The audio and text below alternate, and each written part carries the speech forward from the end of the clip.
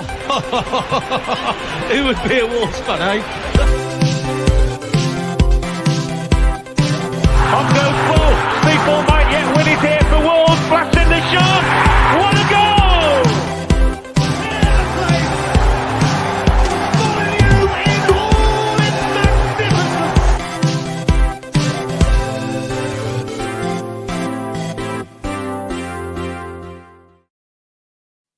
Hello, everybody, and welcome to today's episode of Wolves Fancast. Rich Hobbs here, and joining me on this very warm, thundery Sunday evening, I've got Adam and Stu.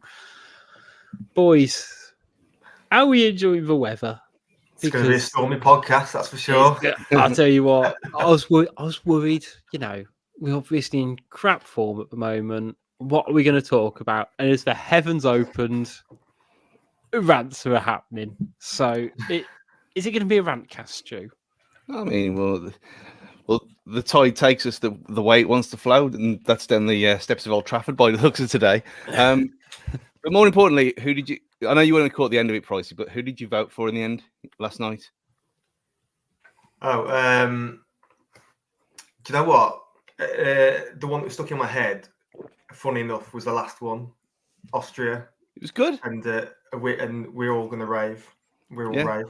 I did like Croatia and Ramstein. Where did they finish in the end? Were they second? They were second or third. They were right. Yeah. So that was decent, but maybe it was just recency bias. But like the Austrian one was just, that was a bit of an earworm. But I missed all the previous craziness. Yeah, it was a big Kylie / Madonna, that last one. Although it should have got more love than it deserved, really. But there was Croatian.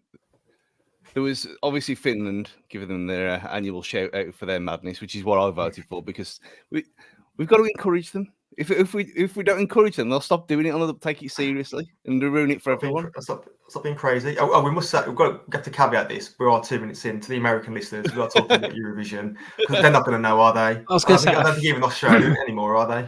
Eurovision. Oh, they were. They just didn't qualify. They were? Yeah. Nah, suck it. Wrong. Yeah, I feel like we need to do like what happened on Doctor Who yesterday, and just do like a massive exposition dump in the first 3 minutes. I haven't seen it yet. Just spoilers. Yeah, that weird episode. But anyway, like I won't kind of spoil too much for you, Stu. But there was just like a explain who the Doctor is, where he is from. You know, all of that was just kind of like just dumped in. As my said, just a very Disney-fied episode. It's like, yeah, there's a reason for that. We are just going to avoid talking about the game at this point, aren't we? Because we said that this season, Rich. I feel like you said that a lot this season. I feel like I have. I mean, the last quarter, it's interesting because I feel like that is my opening tidbit a lot at the moment. And you know what? Before we get into the game, let's just talk about how we're feeling as fans at the moment, because I think it was kind of partly summed up yesterday after the game in the just sheer disregard for any of the end of season stuff. And it does feel like a lot of people have very much just given up this season. And we've kind of, I know, you want to win the season on the high, you want to carry that momentum through. And Palace have had that and have got that, and like that have got an impression that's kind of leaving people's minds over the off season and pre season, whereas Wolves have damp squidded their way throughout March, April, and May. I'm laughing because I'm laughing at the sight of a damp squid. But yeah, I'm with you. I put it up on the group chat, didn't I? 4 minutes. Yeah. What you do with it is different. It was just pathetic, wasn't it? It was. You could obviously, people started streaming out. Again, this is another stream reference for any United fans listening.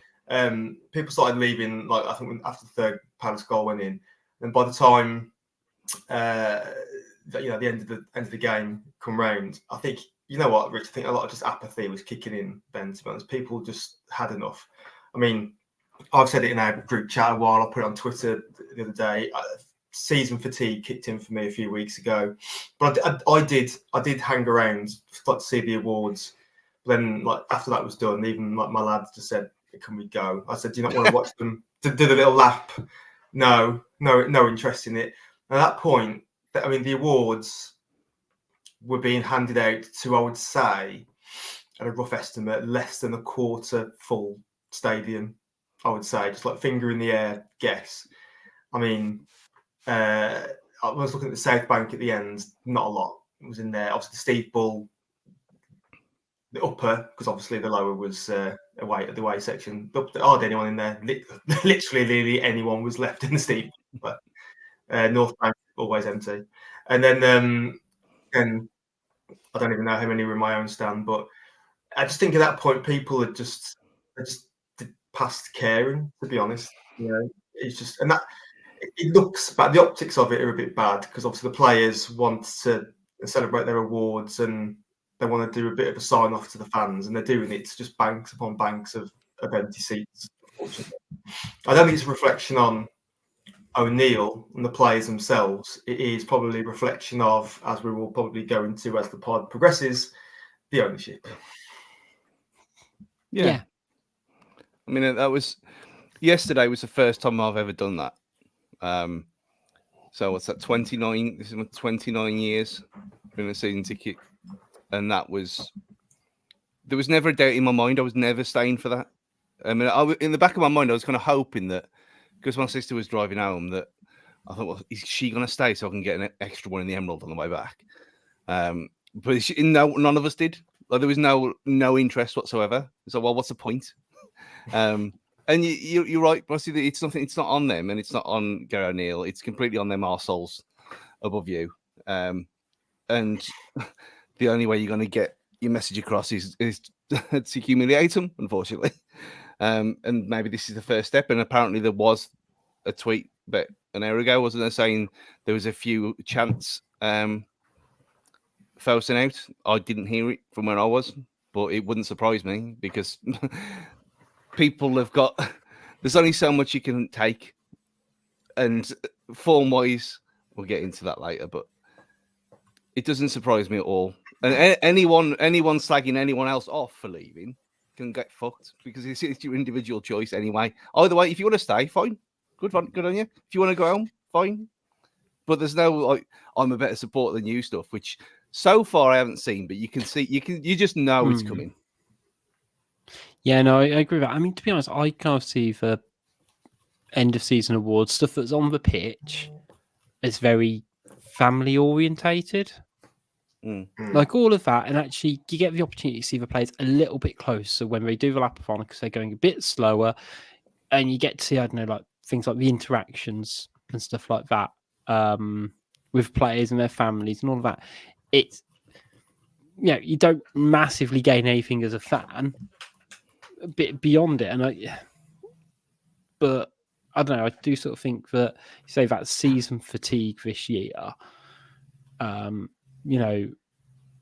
Basically when we were decimated with injuries up front. And I mean, ultimately, most fans have been around long enough to know what that's going to do for your season. So as soon as we had all those injuries, that deflatedness it just went through the club. It felt like, and even the last couple of weeks since, Cunha's been back, Juan's been back, I mean, they've not been the same. Don't get me wrong, because they're paying on about 75-80%, aren't they? But it doesn't look great for the club. And when previously they've done like the evening black tie jobs and all of that stuff, and they go, oh well, we'll do it in front of people, and part of me feels bad for someone like Nelson Semedo, who has had an absolute journey as a Wolves player. And, his highlight of being a Wolves player and sort of being recognised for his achievements this season, although, I think everyone in the Fancast parish has always been pro Semedo. You look at like the shots, it's just like, scattered seats everywhere. I think like these sort of things. I mean, they're largely commonplace, aren't they? At the end of the certainly the lack of appreciation. I mean, and to be fair, a lot of it is all the scale of attendance depends on just how well your season's gone. Yeah. The errors has like completely tailed off massively. People have got a bit jaded by it all. That's going to affect it. But you do wonder sometimes whether it is the right time and place to have it. And I did know it was a bit like they got through a hell of a lot quicker than they have done in previous years. I think years gone by, it's been a long, drawn-out affair. Some of these award presentations on the pitch, you felt like you've been hanging around for ages. They did rattle through it quite quickly, but obviously most people by then had already given up and they'd just gone home. And like you say, Rich, it's a shame for the ones that have won. To a point, it's a shame that while it's great for them individually, their big professional photos will be just empty seats behind them, unless they got the angles just right. It's going to be not, oh no, I accepted my award in front of loads of fans, a great reception. It'll be, I accepted my award to, effectively a smattering of a golf applause in the background. It's, but like I say, it is what it's determined. But if we're going to do it that way, it's just determined on how well the season's gone. And if we had carried on our pre-injury crisis form, there would have been, 2/3 full at the stadium left, but at least by the time these awards come round. But because of what's happened, it's just meant that, it just became a bit of a pathetic show, really, to be honest. To just, we're a little tiny table, couple of the obligatory ex-legends, and literally less than a quarter full stadium to people who were like, even then, we're still going at the door. There is something quite Schadenfreude-esque with Nelson Semedo. I should say, like, his only Wolves goal at Molineux, am I right in thinking, came against Man United in Nuno's last game, where there weren't that many fans. And then he gets a Player of the Season award, also recognised in front of that. Not that many fans. But, yeah, I feel like the overriding thing, and like, when we kind of look at, I guess, the season as a whole, and particularly like this kind of absolute drop off, it's been really interesting to kind of see where that blame and accountability's being kind of laid. And for me, it always kind of goes, you either look at the players, you look at the manager, or you look at the board/ownership model. And it feels very much like weighted towards the ownership, much more than either the players not being good enough, the manager not knowing what he's doing. But it feels like it is like, 95% just the club have not backed this manager in January when they had a chance. I think, you look at the league table, realistically, Wolves are probably going to finish either 13th or 14th at this rate. At one point, we were looking like we're going to finish 9th or 10th. That's monetary value. That's £10 million, or 9 million if it's 3 million places a position, Stu.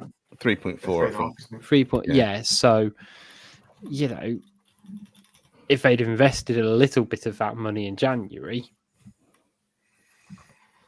Well, this is what I put in the group chat earlier, wasn't it? Peek behind the curtain for your listeners. Our group chat was quite fiery this afternoon, quite in-depth discussion. One day we'll release them in the Fancast papers secretly, and all be out there. Fancast leaks. That's the one. Jesus Christ, that's going to be a dark day. that'll be a big document. That would be. Mate. We're all going to jail. But yes,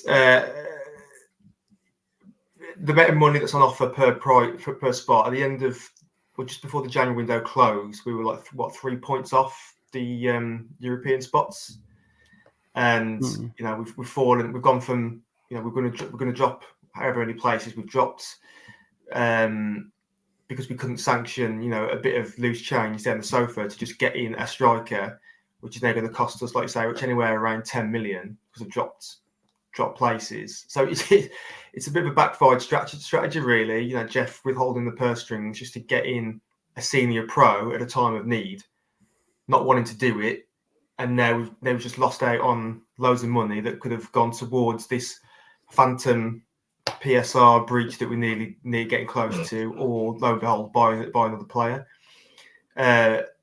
It's just one of those. It's one of those what if moments where you just think, just do things with a bit more thought behind it, back the club a bit more, and we can succeed more. It's just one of those frustrating things where at a time where we desperately needed another player, we just chose not to do it for reasons that I don't really think, Stu certainly think, don't really stack up at the moment. It's just one of those what if moments, isn't it?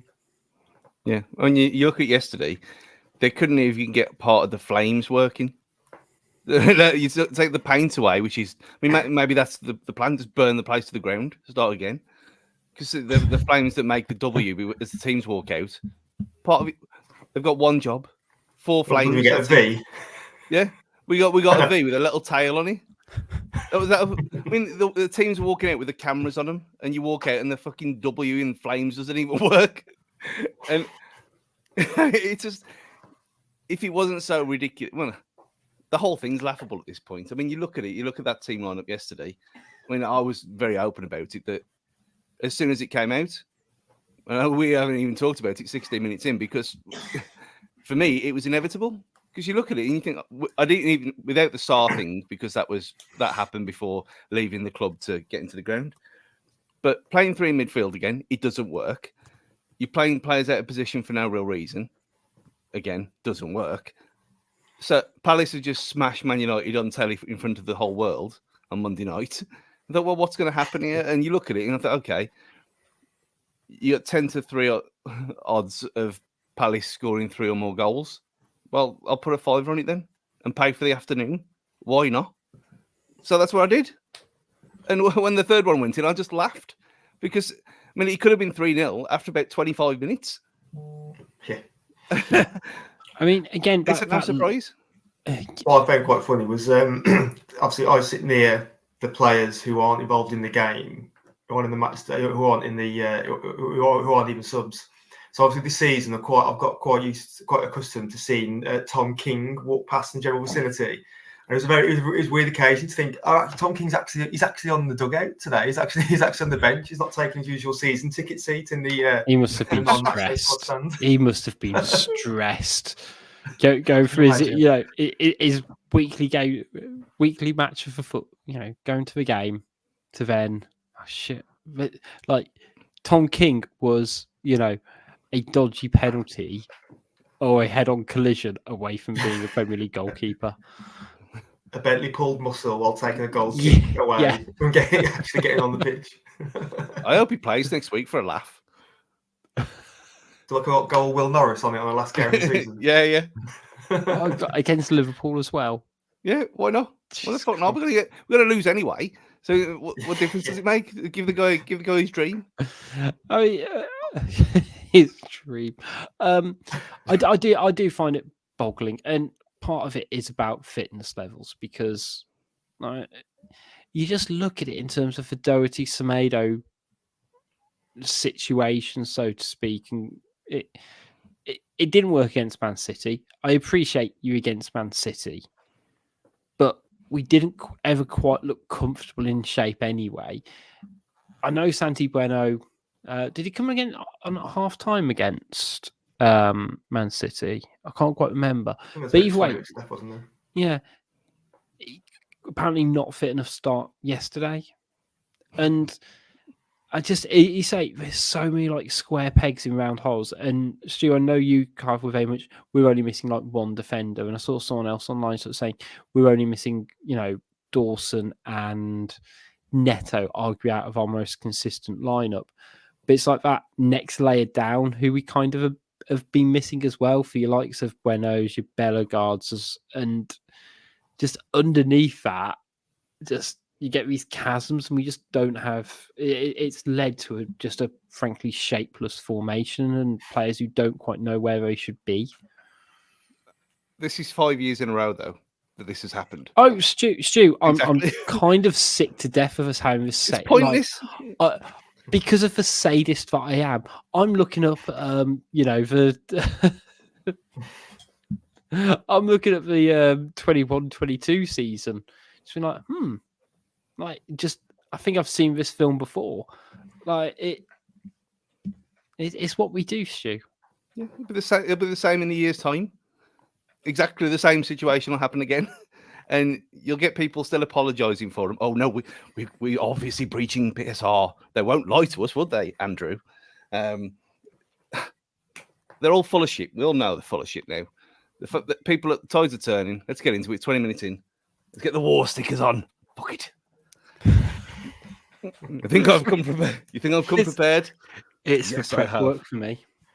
Yes, I have. It's like you're ready to throw a Hail Mary pass. Get the baby beers out. Come on. The point is, I'm more prepared sticking things to my face than they are about Molineux. And this is the situation we're in. You look at yeah, give me the one. They couldn't care less about Molineux. This whole thing that was discovered about the esports stadium, 34 million quid down the drain. Why? Just why? When your golden goose, your actual home ground for your whole brand, your whole franchise is there, literally falling apart. And even the picture that they tweeted out shows paint falling off the wall. These stickers have lasted more than the paint on Molineux this season. This is where we are, and people want to lick their arses and praise them for stuff that they did to get us to Europe and get us promoted in the first place. That is fine. But yet again, we're here. We've made a shambles of ourselves in front of the world. We can't even get fucking flames working. The stadium's falling apart. We've got no players.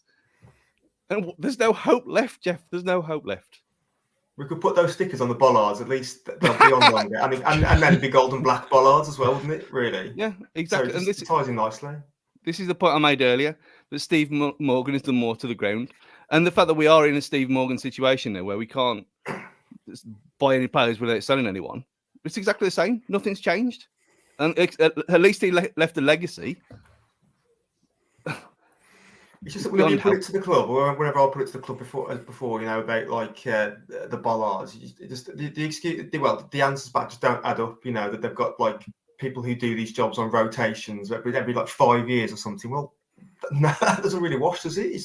You're like so the video that come out that you know, the Ask Walls video that we mentioned in the group chat earlier about, like, you know, talking around the stadium itself and everything.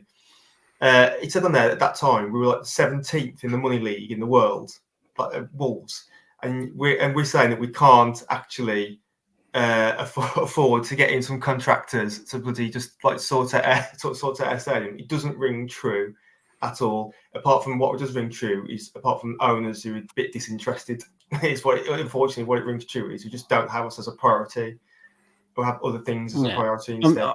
I'm sorry. If they wanted to build a stadium, they would. Yeah.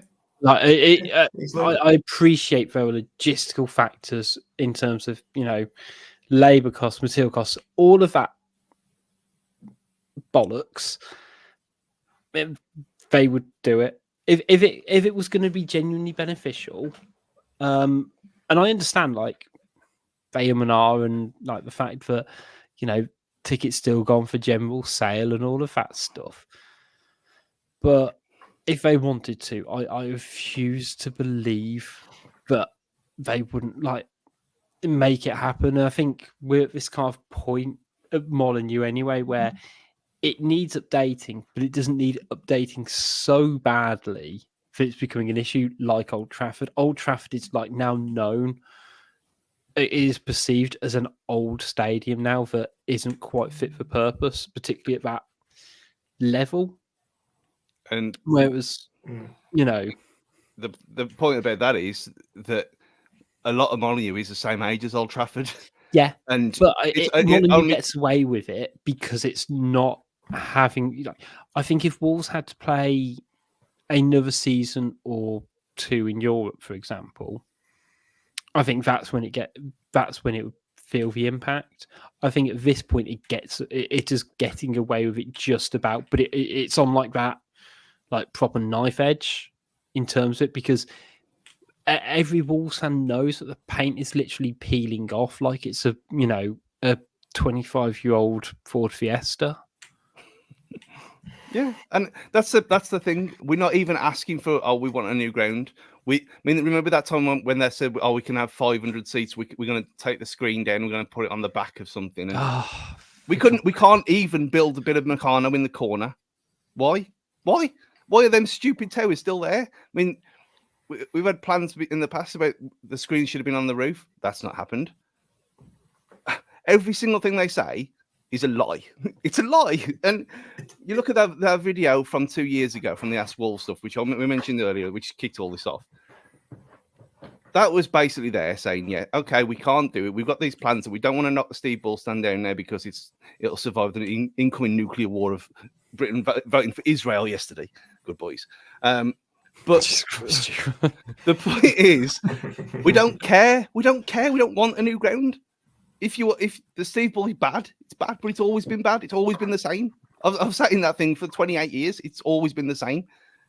All we want is a bit of paint. Just a bit of paint. A bit of care. It's not like, okay, we can have all these little toys. We can have Wi-Fi, which it just make people more angry because more people be on Twitter all game.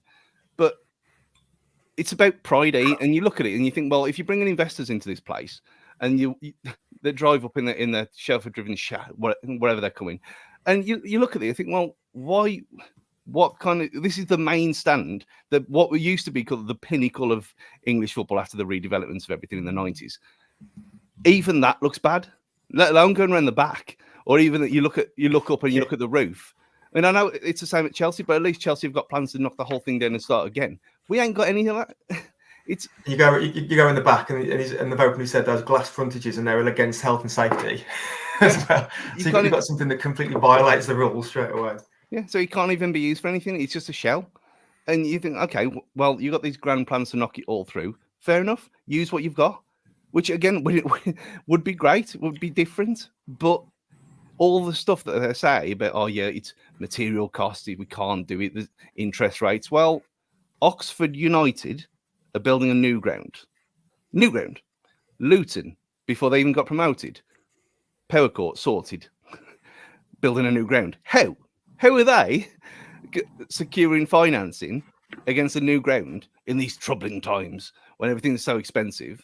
Yet we, as a Premier League club, can't agree a deal with some bank or something with minimum interest rates. We could even borrow the money off them when they earn literally billions a year anyway.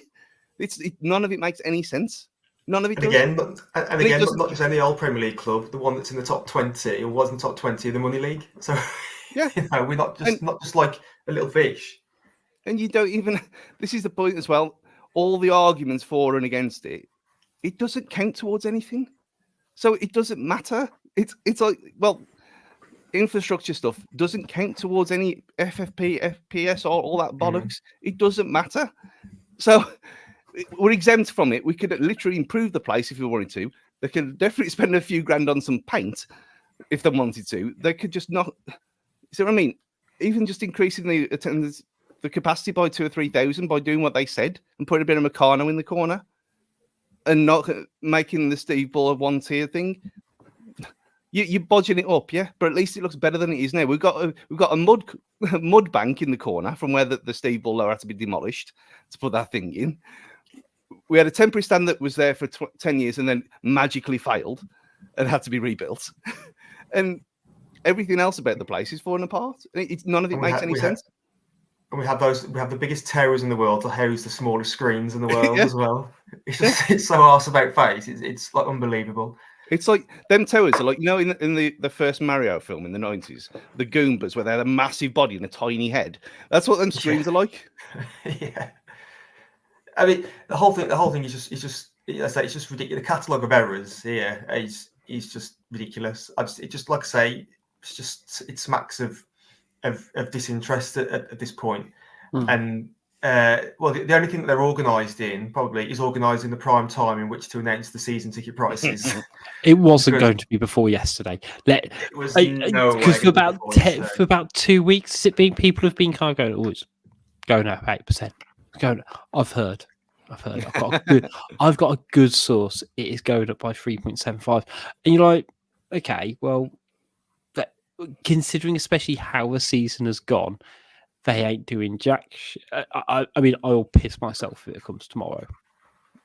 Like just literally straight after. Yeah, we've been on a really dodgy run of form, and this is the last time you're going to come to see the team for a while. The majority of you.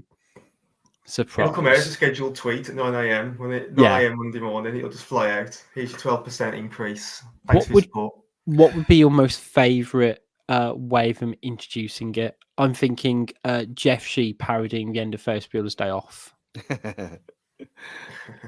I think doing what they did last year, which is not announce it at all, and just send you an email saying, "This is what you. Yeah. If you want to come again, you stupid bastards. Here's your money. Pay up, or we'll replace you. There's your options. No press release. It comes to everyone moaning on Twitter, and then Express style releasing it properly. No press release from the club. No nothing. Fuck all.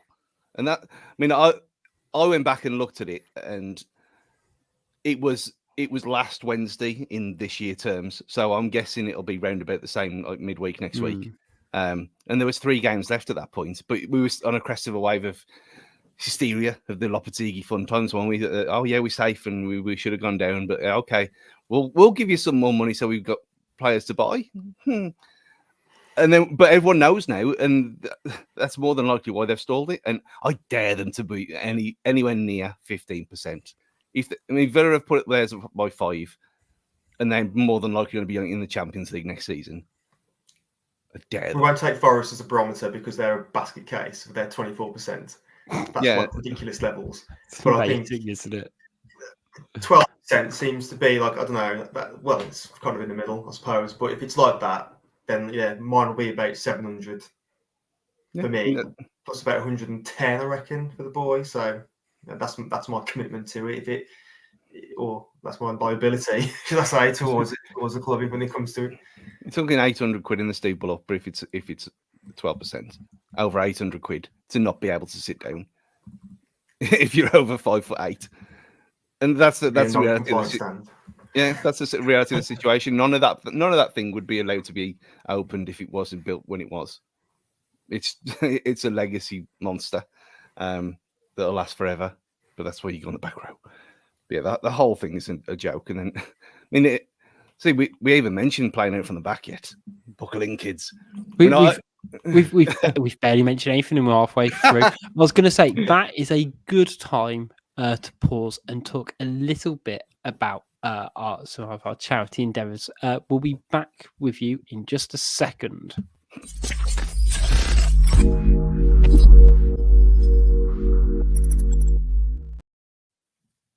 Right, welcome back, everybody. Now, on the 24th of May, the Wolves Fancast are playing a charity match at Molineux, and hopefully we'll have a bit more of a positive game than we did against Palace. We are raising money for Mind Mental Health charity on the day.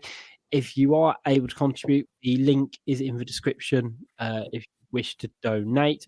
We Dean Marsden, who's regularly on the Fancast, is currently raffling off a pair of Adidas Predator Elite Solars as well, with the tongue, of course, because they're Predators. It's £10 to kind of get involved in the raffle. I think we've still got a few teams left. So if you hit up Dean on Twitter, it's at @D_Mar1988. So you can win a chance of winning boots, which I think retail at about, I'm sure they're about 200 plus quid or something. Yeah, they're 230, I think he said. Big old value as well. So there's a couple of opportunities for you guys to support Fancast, support a fantastic charity as well, and also potentially win a pair of footy boots as well. Right, we've done our rant bit. Let's about the club, how we feel. Should we rant about the game instead? For half an hour. Rant about something. We've done it the opposite way around to you, I've enjoyed it. But yeah. Before we do that, good point in the old comments here. We should talk about that. Yes, we should. I mean, sort of in line with, I guess, the mental health chat. It's got so much praise, but the recent video Wolves did with, I was going to say club ambassador and musician Reaper that happened in the previous game. And yeah, for anyone who hasn't seen it, it's about a 10-minute video they did in the end, wasn't it? Yeah, it's on Wolves Twitter, it's on Wolves YouTube, it's probably on the Premier League YouTube as well, and everywhere. Yeah, I mean, I haven't been on the mental health episodes that we've done. I mean, we had a great message off someone, we're not going to say who, obviously, saying that we'd reposted that and it helped him or her get through it. So some bad times, and that was the whole point of them episodes. Luckily, I don't suffer with that stuff, and I know you guys have both had your issues, and a lot of us have. But that video that Wolves put out got me. It broke me, and I'm not even going to put in some stupid pop culture reference like Lion King or anything like that. It was one of them things where you think, oh fucking hell, this is real stuff. And the other guy, like the old guy, who went up to him, and then the kid who was on his own, who goes to football on his own. It was like, what? These people have never spoken before to anyone, and you've put this out, and it's not a PR stunt or anything like this. And fair play to him. And I saw someone else has done it today in a different country using the same idea. So it's something that takes off, and well played by everyone involved. And if it takes something like this then to get people talking to each other, then great. Yeah, I work quite closely with the Wolves Foundation in my other life where I earn a living, and of the stuff they do in terms of the Heads for Health and a load of their kind of community projects, it is fantastic. And whether it's on the outside side of things or some of the walks they do around West Park, but having the opportunity to do something like that on a big scale, I think reflects like what type of club. We give Wolves a lot of shit, and we've done it for half an hour, but it's stuff like this, and the charities like related to a club by name. I will admit, because like the foundation doing stuff like that and sorting through Reaper is through them. That isn't like a Jeff Shee, lads, I've had an idea, let's have a quick 5-minute scrum. But the fact that our fans respond to stuff like that, I think says a lot about what kind of people, and it does fill you with a lot of pride in that sense for me. Yeah, you're dead right. I think that side of the club do wonders really with their work, and I regret not being in that part of the outside of the ground that week, because I normally do. Otherwise, I would have gladly have, gone up to him and said a few words myself with him as well, and in support. I think it was just so heartwarming to see the amount of people that did, because it looked like there was not only the people that we saw in the video approached him. The video made reference to as many others that did as well. In fact, I think it said there was quite a few serious cases, when talking to them, that were dealt with kind of separately and individually, and pointed to the right support networks. So it's great to see something so simple, just one guy with a sign, and look how many people it's affected already, and not just in that moment, like the people who stopped to talk, all the people that now saw that video worldwide, got people talking. It's got us talking. It's got people talking on Twitter. It's got people probably going back home and telling others about it. And as Stu said, someone else, another club's done it on the other side of the world. So I think it's such a probably simple idea, a simple initiative to have got so much reach and got people talking about what is like a very, very serious subject that more people probably even to this day can still do with being like more open with and talking to others about it. I think it's obviously an initiative that's been absolutely amazing, and you can only applaud the club for it really in their efforts and the initiative in doing it. Yeah, I was going to say, I guess my sort of final thought is it was fantastic to sort of see how many people approached him and things like that. And obviously, I don't quite know how long he was there for. Let's call it an hour and a half or 2 hours. It was a 10-minute video. So obviously it's been condensed down and things like that. But I think it's also important to, I guess, highlight for those who saw it and things like that, that it was amazing how many people went forward, but also, I guess, recognise that probably, a wider majority of people who might have those challenges didn't speak forward, and if you do have those challenges, to try and reach out to people, whether it is through Wolves Foundation or whether it's through Mind Mental Health or the NHS, whoever it is. If you do make try and take those steps if you can do. This is going to be a really awkward segue now to start talking back about Wolves versus Palace, because we are trying to sort out. I mentioned we're doing a charity game, trying to sort out to do a mental health episode in the run up if we can do, and hopefully actually with the foundation themselves, so we can potentially talk with them a bit further about the project as well, which is my tease for it. But the game itself, I mean, the fact that genuinely we're about 40 minutes into this and all we've done is kind of mention about the team and us having no hope for it, kind of sums it up, doesn't it? Because it just felt like from the off, Palace, who realistically are not that greater aside than Wolves, as the league position shows, but it just felt like men against boys throughout most of the game, didn't it? Well, it's two teams really experiencing opposite ends of the spectrum, aren't they? So we're a team who've had lots of injury issues. We just want the season to end. We just want to just end it now. Whereas Palace, they're the complete textbook example of a team who just don't want the season to end right now because we say they're not a great team. I suppose you could class that they're average, but they've got exciting players. Certainly in the case of Eze and Elise. And then they've got a new manager, Bounce. He's come in and obviously he's done. I think they must be like second in the form table now. They're probably only behind City when it comes to form. And the league table you flashed up earlier, Rich, has them certainly they've won 4 out of the last 5, and they're in the groove right now. And he's getting the most out of their attacking players, and that showed against that show yesterday. They attacked with vigor, creativity, everything that we kind of weren't really. When we had the ball, we played a lot of safe possession, but when they got it, they sprang at us, at speed, at pace, in numbers, and we didn't seem to know how to cope. To be honest, I mean. He's turned Mateta into an absolute world-class striker overnight. I think I saw the stat earlier. I think he scored something like 10 in his last 12, and before that he had 11 in 80. So he's and one of those would have been against Wolves, obviously. Most likely. Yeah.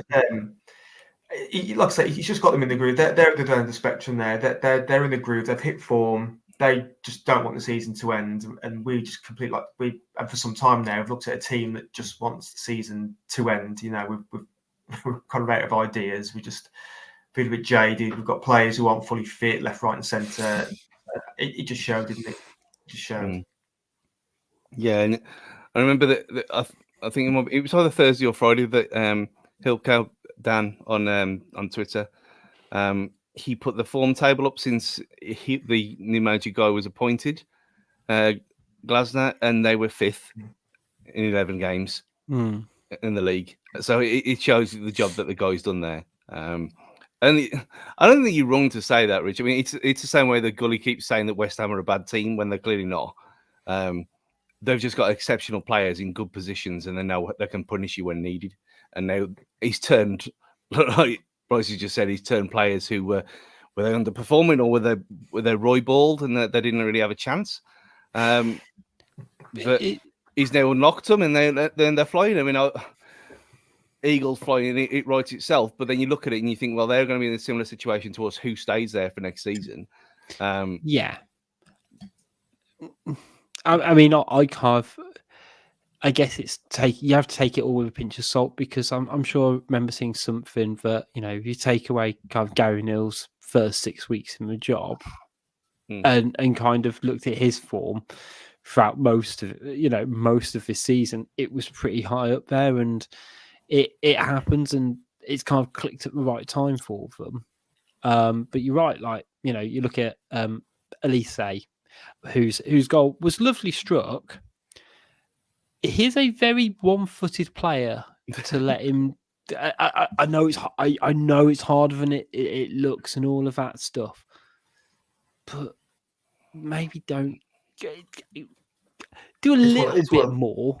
Is what I'm saying. It's one of those, isn't it, Rich? It's one of those. The one-footed player, you just don't even give him a sniff of coming inside. And I think when I rewatched the highlights back earlier, just the quick fire highlights off the app, I think even like Lee Nail back on comms when he peeled it in, but Lee Nail just said basic error. We're just like you showed a predominantly left-footed play. It's like he even had 2 goes. He was going to have 1 go. He fainted, and then he was allowed to come in even further and pop a shot in. It's a cracking finish, like you say. There's no taking away from the finish whatsoever. But the fact we allowed him. Yeah, I mean, it was a well-worked goal. And I think it's, I guess, what kind of probably stands out is for, I guess, your tacticos out there, isn't necessarily the strike itself, but it's like the kind of, I think it's probably the pass from the centre mid, Wharton, is it? Yeah, Adam Wharton. You know, because it was like a first time, very quick pass out that kind of opened it up all of a sudden. I guess Elise's movement to kind of curve his run and maybe lose his marker, but as soon as that happens, we've got enough players to just fucking hound him, make it difficult for him. It just didn't feel like we made it difficult enough in that situation, but it felt like it was coming. It didn't ever feel like, you know, we weren't in the ascendancy. And again, similar-ish with the second goal, just didn't do enough of those basics right for me. No, and it's I think predictable is probably the word, but it just is so predictable. And I'm not going to talk about that playing style anymore. I'm over it now. But the fact that Gary O'Neill himself said after the game that he's going to have to look at himself and ask certain players to do certain things, and it's not working. I think, well, hallelujah! Finally, you've seen the light. It's all well and good doing this. I mean, Burnley have been relegated playing from the back, and it's not going to be a playing from the backgrounds again.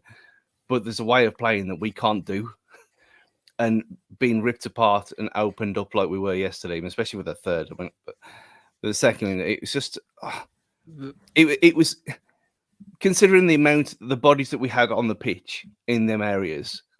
You'd think we were 2 men down at times. They just destroyed us. Yeah, and it was off the ball movements as much as anything else. Like you said, it looked like a weary team that was knackered, and we know whose fault that is. But players out of position, formation that doesn't work, tactics that don't work, players who are too tired to move against a team who are reinvigorated and looking to put more goals past people like they did on Monday night. And it was just a powder keg of chaos, and that's what we got. Yeah. I mean, we're almost going to end up skipping the Wolves goal because we did have a few chances, and you know, Doc hits the crossbar first half, and you know, things like that. And I've always liked that VAR, Stu. I didn't celebrate it, weren't we? Why would you? I mean, there was there was more cheers than I expected. To be fair, so the way people would say chanting boring, I thought, well, keep this going then. If we get it. If we get awarded the goal, just ignore it. But you can't help yourself, can you? Kuno was loving it. Yeah, the roar was as big as it's been for any goal all season. Yeah, I did have to laugh that we was all singing "fuck VAR" afterwards, and I thought that they give us the goal, you know. We're still singing "fuck VAR." They have, for a change, we've got a goal out of it. I thought it was a bit. The way we played, we never really turned up until like, I don't know, 60th minute, maybe. It kind of reminded me of like latter time Nuno, latter era Nuno, when we just we didn't start turning up till the second half. Because the first half, as we all know, was a complete shambles. But we had that period after the goals scored where we suddenly come alive and it turned into a proper match, like a proper game of football. That was quickly put to bed, of course, you know, when the third went in, we kind of defaulted back to before. But that was bad. That was it. We had a few brief chances. I think, you know, apart from the goal, obviously we had Hwang's chance, which I thought he had like a Fabio Silva moment. But based on my view, I thought he just fell over the ball or something. I didn't realise that Klein had got like the smallest of touches to knock it away. And then Sarabia had a chance. I think Gomez had a chance. We had a few token efforts, but by and large, Palace easy get. By and large, given their form, it was a probably regulation win for them really against us. And like I said before, they have actually got good players. We've mentioned the 3-man ones already, but Richie mentioned one earlier, Wharton. He's a quality player. Yeah, Wharton. There's rumours of him making like a late charge to the England squad. It probably won't happen, but that he's one to keep an eye on for the future as well. But I mean, if they get it right, they could be a good team next year. Depending on I must say, I do really like their recruitment strategy, which has kind of worked for Eze, Elise, and Wharton, which is take the best young player. I mean, Eze and Elise both were literally moved to Palace after winning the Young Player of the Year in the Championship, and I sort of think Wharton arguably would have got it this year if he hadn't moved in January type thing. And it's quite a good strategy actually if they're, try and get players who are progressing. They've got homegrown status as well. And hopefully they get a Hodgson, depending on I guess where whether you like him or whatever, didn't necessarily have the ability to get the most out of Eze on a regular basis, who I'd love to see him at Wolves, but I think we'd fucking ruin him. Just someone who is just so carefree and I just want to get on the ball. Even more than someone like Traore, he can beat a man, but he's got a shot on him. He can do it all. He just won't do it every bloody game. And I just feel like if he played for Wolves, we'd stick him out on the wing and he'd barely get any touches, and we'd kind of just drill the brilliance out of him. Well, we'll have that with Chiquinho next year. Yeah, I could be wrong, but I think was it a year ago when Chelsea were going for the mental transfer spree? They bid for a league, didn't they? Yeah, turned them down. He didn't want none of the madness. Yeah. He's quite happy where he was. So. I mean, these players though, if this had been us, you can imagine the meltdown that would have happened. Oh, why are we looking at players in the Championship for? They're not good enough. And it's a different mentality down in Palace. Palace is it's one of them clubs that you kind of don't really want to like, and you don't really anyway. But then you got to admire them in a way. I mean, that whole atmosphere thing is a bit of a myth, but they do get when they're going. It is decent in that Holmesdale Road thing, but they know what they're talking about, and then they're a good footballing place, and pretty much all the fans are pretty knowledgeable as well. And you look at this model, and they spent money. They've got invested as well as the main man there, it's the whole American thing. We don't need to go into that again. But the point is that they're looking at Championship players. If Wolves started looking at Championship players, there'd be fucking outrage. It'd be meltdown. It was chaos because you'll have people say, "Oh, why are we doing this?" and English stuff, and it happens every single time. The only one was Tommy Doyle because he came from Man City. There was no baggage there. But you look at all the others. Anyone who we've looked at in the Championship, or you even mention someone from the Championship, you get shot down straight away. So it's one of them. They've proved that it works for them. We need to get someone from that, sign someone from there. It was the last one at Adama 6 years ago, and he was a special case anyway. So and that was 18 million quid. It'd be nice you are forgetting Tom King. If we tested Blackburn for Sammy Smodics, it'd be nice. Well, exactly. He's declared his love for West Ham, though, ain't he? So that's that one over. He's enjoying Lopetegui. It's fine. He always wants to play, doesn't he? But yeah, I mean, the thing that I found really frustrating is obviously we scored, we got our tails up, and then it wasn't quite like it was against Man City in terms of kind of conceding immediately afterwards. But, what was it? Less than 10 minutes, 66, 73. So 7 minutes later to then, there was time on the clock. And it just felt like we got a goal. And I think Wang had that chance and just, I don't know, could have just held fire a little bit longer and been a bit more patient to really kind of test their resolve. Because as soon as the third went in and Stude won his bet, I think the writing was very much on the wall, wasn't it? Yeah, I think the last bit of hope had kind of seeped away from people, and that's like you mentioned earlier when people started walking out then because you knew we weren't going to get back into it. And you got Lamina doing bicycle kicks and stuff like this that trouble the keeper. But other than that, that performance kind of summed up the last 4 months. In a nutshell, Yeah. there was when you go into the game, you think, well, you should put a good account to yourself, really. But half the players are injured, half are out of position. We get ourselves into a good situation in the game, in a good moment, and then you throw it away again. And there you are. There's a story of 2024 in a nutshell, really. So far for Wolves, but yeah, it was just there's no hope. I think it felt like it from the players as well in a way. When the third one went in, it was just heads down, and at this point you can't even blame them, can you? Just let's just end it all, end the season now. I mean, I was going to say, my only kind of extra footnotes I had was Enzo making his debut. Worth it. What time to make his debut, eh? He looked lively though, to be fair. He and it wasn't a case of like Chioma and Fraser where we just didn't pass him the ball because we thought, what's the point?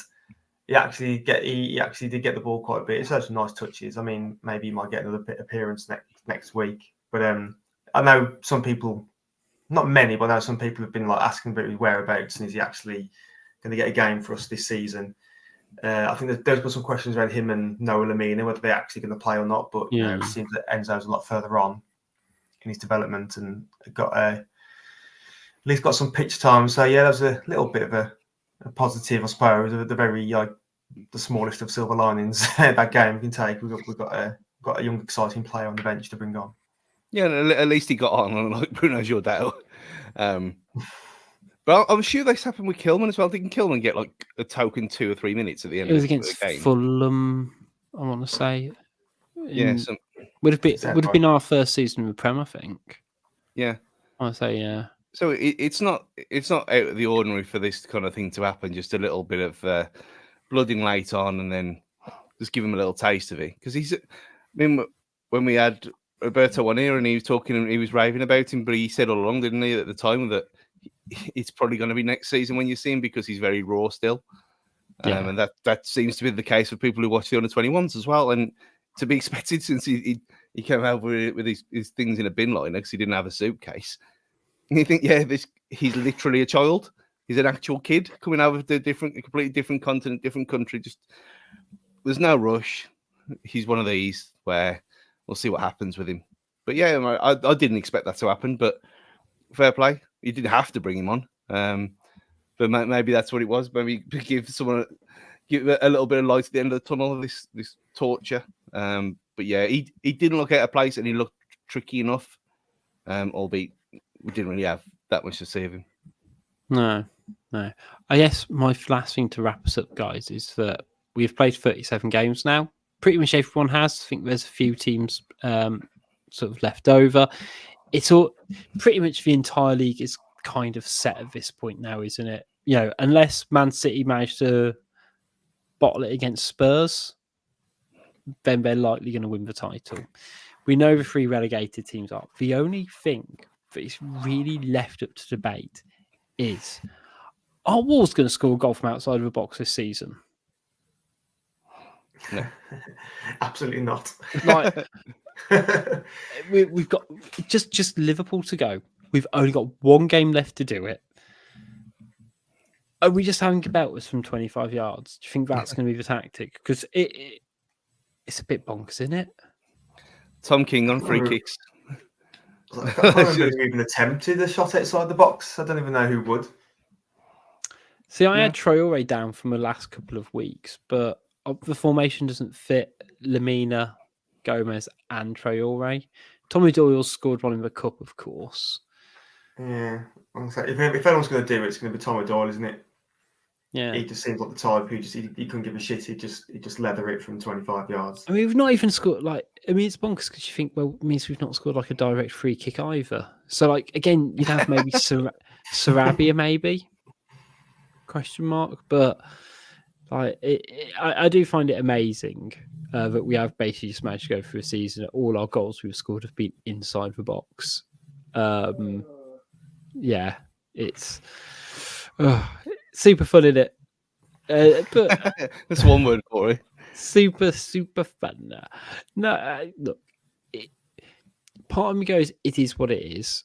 And I don't know, you compare us to someone like Palace who won the ascendancy, or like Bournemouth as well, and it is so frustrating to see our season just fizzle out the way it has from the Coventry match. And I guess some of those like sliding doors moments in someone like Hwang getting injured in particular, I think we really felt the impact of that. And I guess, the Asia Cup fiasco in terms of him just getting absolutely rode into the ground by Klinsmann. And I don't know, I think it's going to be an interesting summer for Wolves, and I know there's been bits and pieces online, and I think I might have even said it earlier, you're comparing O'Neill to Large, and you can put up, I guess, the excuses and the reasons in terms of our drop-off in form, but, ultimately, momentum breeds momentum even going into an off-season, doesn't it?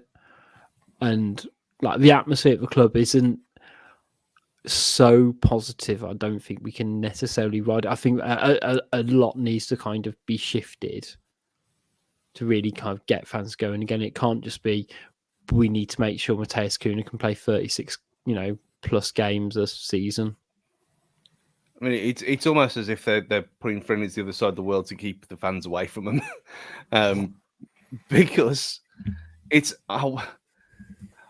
Like I said earlier in the LGC, not Jimmy Collins, by the way. It's where I'd like to be one of these people who've got hope for things and who believe stuff and think it's all going to be okay. But the evidence is there that it's not going to be. And I don't. And you've already had. I mean, Liam King was talking about it the other day, saying that in an ideal world, we'd have our business done early and you'd have players sold so we could get people in. But that's never happened, has it? The only time it has ever happened is Neves. But apart from that, you've all got the automatic excuse, which they will use, guaranteed, of the Euros and the Copa America. More importantly for us, in our new way of getting players. So there's your two automatic excuses. Then there'll be some other nonsense about, oh yeah, we've got to increase revenue streams because of blah blah blah. So there's your ticket prices covered, and you can just see how it's going to play out again. And this is kind of why, like yesterday, I really couldn't be asked.